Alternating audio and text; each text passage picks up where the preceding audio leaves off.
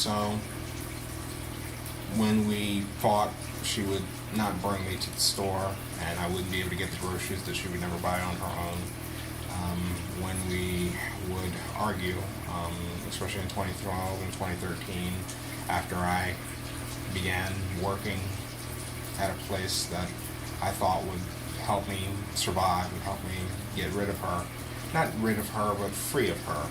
After I started working at a place that I thought would help me get free of her, online and trying to get a degree, which I never believed I would be able to get with my disabilities, learning disabilities, and everything else like that.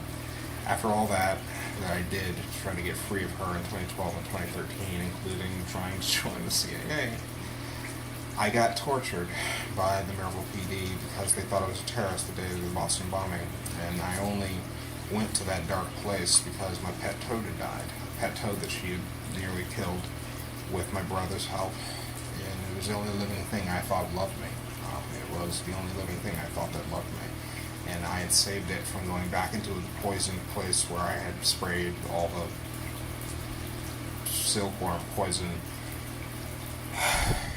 and it was smart enough not to poison itself by going back into the mud, and so I kept it and was going to release it into a swamp. There was a couple swamps in the neighborhood, but instead I decided to keep it as a pet. I built a terrarium that was water cooled and draining and wouldn't form mold and everything else like that, and my mother threw it away after my pet toad died, threw away the bath with the baby with the bathwater. It died because of my depression and because I wasn't able to take adequate care of it. I was feeding it every day, but it had, the terrarium had begun to dry out, and so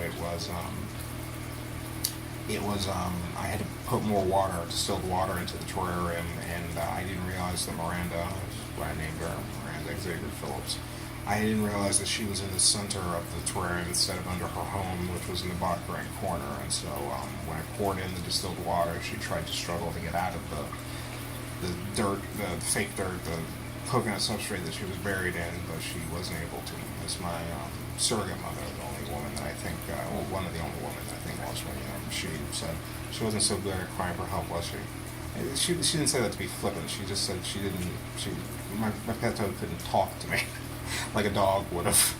And my mother taunted me with getting a dog for 10 years of the 18 years that we had a very big 9,000 square foot yard in Ellsworth Street in Maryville. She taunted me with getting a dog, and I even picked out a dog that I thought she would like, and it was her favorite dog. She always wanted a Beethoven, but a Burmese mountain dog. I guess she said that we would get one, but we never did. I need a therapy animal the same way John Wick, and well, the same way John Wick needs a therapy animal.